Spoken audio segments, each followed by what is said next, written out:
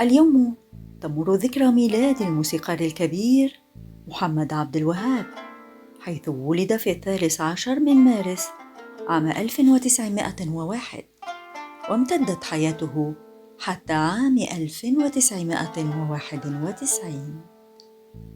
قدم خلال مشواره الفني مئات وربما آلاف الألحان المميزة، ومنها ما وصف بالعبقرية الموسيقية. بلاش تبوسني في عينيا دي المسافر اتفاق، يمكن في يوم ترجع ليا والقلب حلمه يتحقق. خلي الوداع من غير قبل عشان يكون عندي امل. خلي الوداع من غير قبل عشان يكون عندي امل، وبلاش تبوسني في عينيا. ولكن من اهم المحطات التي كان يتحدث عنها عبد الوهاب باستمرار كانت علاقته بامير الشعراء احمد شوقي. افضاله علي، يعني افضاله لا تحصى. يعني مثلا كفايه علي انا كولد ناشئ لسه حته بتاع كحيان كده يطلع في اطار مين؟ في اطار شوقي. اغني شوقي، الباترينا بتاعتي شوقي. دي حاجه ما هي شويه علي، ومش شوقي اللي في الكتب، لان اي واحد يقدر ياخد من الكتب يقول شوقي، لكن شوقي يعمل لي يعني ده فخر وشرف مش ممكن انساه. فضل كبير كبير عليا جدا. وبعدين شفت في حاجات كتير جدا، مثلا من اهم اعماله كليوباترا والجندول للشاعر علي محمود طه، كما تعاون معه العديد من المطربين المصريين والعرب.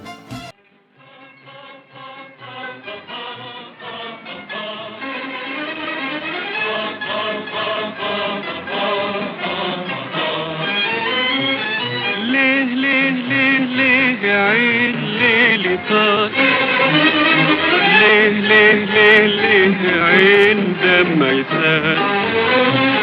يا عيوني حبايبي ليه هجروني، ليه ناموا وانت تصحي يا عيوني ليه ليه. يا عيوني حبايبي ليه هجروني، ليه ناموا وانت تصحي يا عيوني. تعاون معه العديد من المطربين المصريين والعرب، منهم أم كلثوم، ليلى مراد، عبد الحليم حافظ، نجاة، فايزة أحمد، وردة.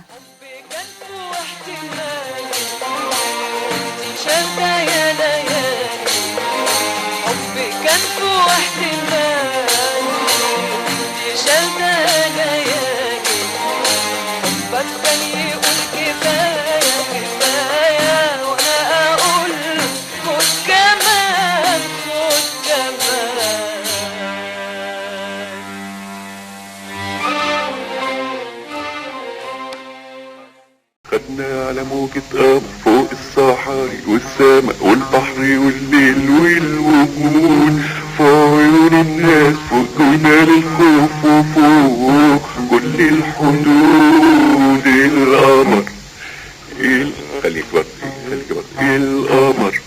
خدنا على موجة قمر فوق الصحاري والسماء والبحر والليل والوجود، في عيون الناس فوق جبال الخوف وفوق كل الوجود.